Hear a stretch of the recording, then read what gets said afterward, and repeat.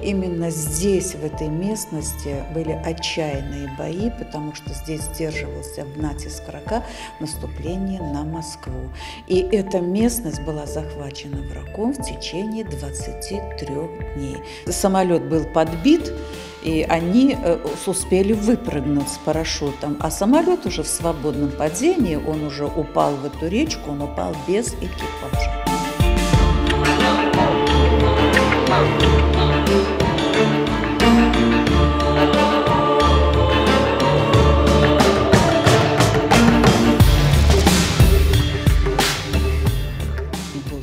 У него было 2 детей, женат он был на Ивановой. Скорее всего, после 1944 года супруга сменила фамилию детей. Ну и искать Ивановых по Крыму, тем более по России, наверное, иголку в стогу сена найти проще, чем Ивановых. Но, тем не менее, может, кто-то из Ивановых все-таки по семейным рассказам откликнется.